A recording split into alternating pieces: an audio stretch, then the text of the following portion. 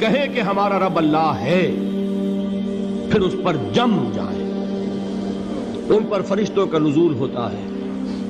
نہ کوئی غم کرو نہ خوف، خوشیاں مناؤ جنت کی جس کا تم سے وعدہ کیا گیا تھا.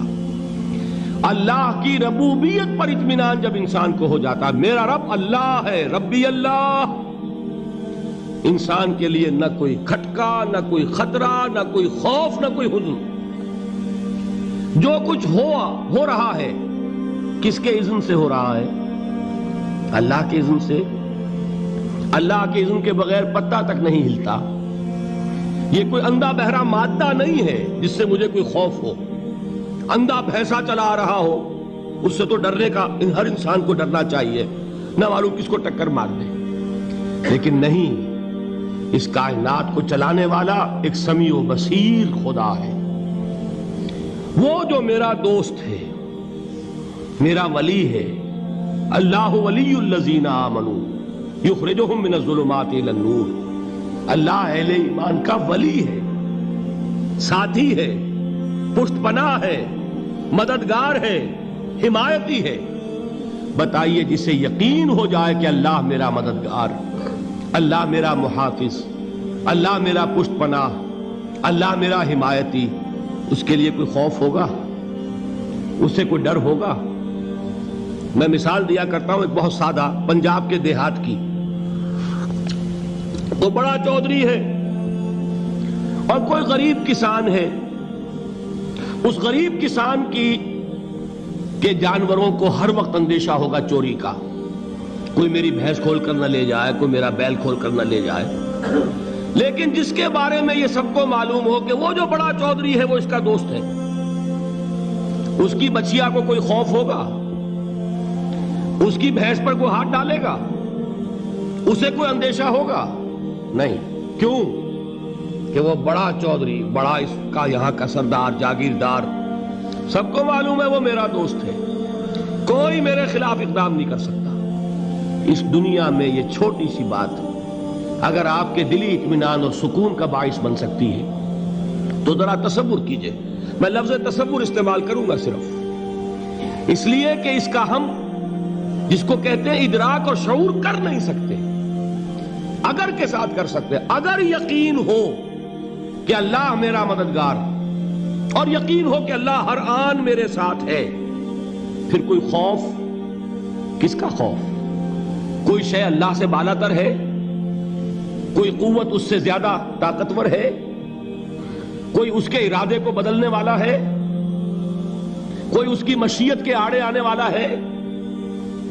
یہی بات ہے جو حضور نے فرمائی. یہ ایمان کا حاصل ہے لب لباب کہ دیکھو اچھی طرح اس بات کو ذہن نشین کر لو. اگر تمام انسان مل کر تمہیں کوئی نقصان پہنچانا چاہے نہیں پہنچا سکتے مگر جو کچھ اللہ نے لکھ دیا ہو، اور تمام انسان مل کر تمہیں کوئی نفع پہنچانا چاہے نہیں پہنچا سکتے مگر وہ شے جو اللہ نے طے کر دی.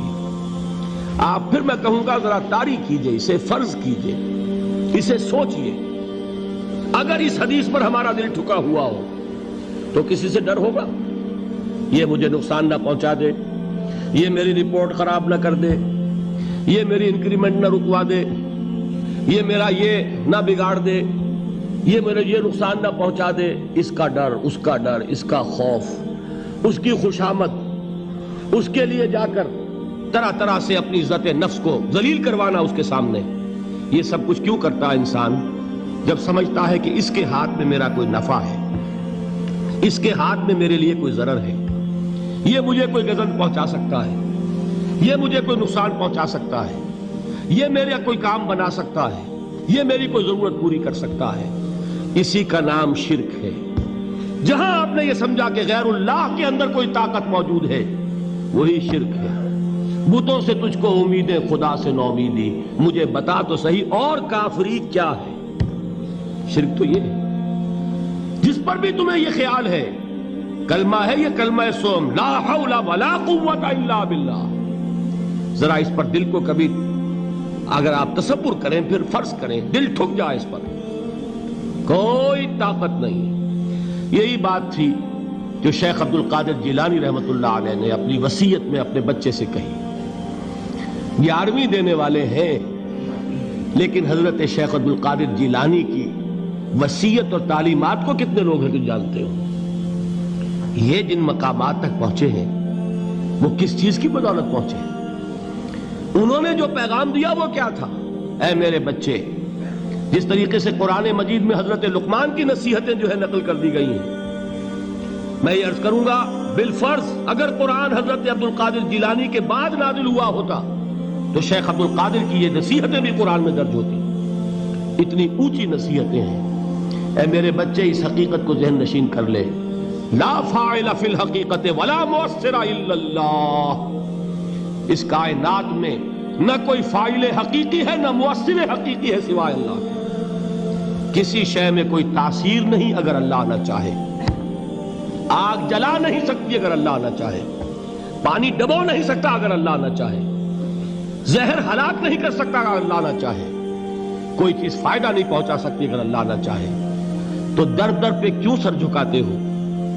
در در پر کیوں جبیں سائی کرتے ہو؟ سب کے سامنے کیوں ہاتھ پھیلاتے ہو؟ ایک اللہ سے مانگو. ایک اللہ کے سامنے زمین پر اپنی جبین رکھو. لا فاعل فی الحقیقت ولا مؤثر الا اللہ. نظر آتا ہے ہمیں کہ پانی پیاس بجھا دیتا ہے. پیاس بجھانے کی صلاحیت پانی میں نہیں ہے، اللہ کے اذن سے. کھانا بھوک مٹا دیتا ہے. بھوک مٹانے کی صلاحیت کھانے میں نہیں ہے، اذن رب میں. دیکھیے یہی یقین تھا. حضرت موسیٰ علیہ السلام کا واقعہ یاد کیجئے. سامنے سمندر آ گیا ہے. قوم دیکھتی ہے پیچھے کہ گرد و غبار کا طوفان ہے. معلوم ہوا کہ فرعون اپنے لشکر سمیت آ گیا ہے. لشکر جب چلتا تھا تیز رفتاری کے ساتھ تو گرد و غبار کا جو طوفان اٹھتا تھا اس کا تصور کیجئے. اور لمحہ بلمحہ وہ قریب آ رہا ہے. پوری قوم نے کیا کہا؟ اے موسیٰ انا لمدرکون. اے موسیٰ ہم کو پکڑے گئے. قرآن مجید نے تو یہاں وہ باتیں نہیں لکھی ہیں، لیکن تورات میں یہ درج ہے کہ بنی اسرائیل جھگڑنے لگے، دست و گریبان ہو گئے موسیٰ کے ساتھ. موسیٰ ہمیں یہاں مروایا لا کر، اس سے تو ہم ہی بہتر تھے.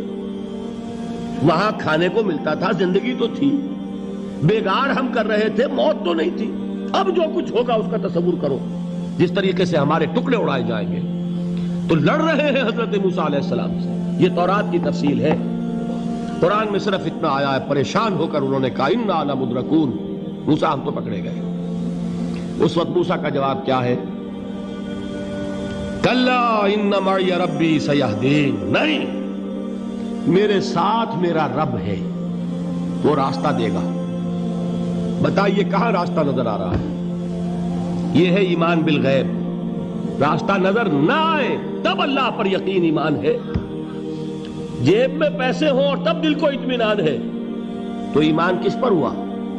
پیسے پر، اللہ پر نہیں. جب وسائل و ذرائع نہ ہوں اور پھر یقین ہو کہ اللہ مسبب الاسباب ہے، وہ اسباب کا پابند نہیں ہے، وہ اسباب کا محتاج نہیں ہے، اسباب اس کے محتاج ہیں. اگر یہ یقین ہے تو اللہ پر ایمان ہے. یہ نہیں ہے تو تمہارا ایمان اسباب پر ہے، وسائل پر ہے، ذرائع پر ہے، مادیات پر ہے، اللہ پر نہیں. اس وقت کہاں راستہ تھا؟ کوئی راستہ تھا؟ سمندر ہے اور ادھر سے لشکر آ گیا ہے. کلا ان معی ربی سیہدین. اب دیکھیے ایمان کہہ دینا آسان ہے، ہوا معکم اینما کنتم. جہاں کہیں بھی تم ہوتے ہو اللہ تمہارے ساتھ ہوتا ہے. لیکن اس کا یقین قائم ہو جائے تو زمین و آسمان کا فرق واقع ہو.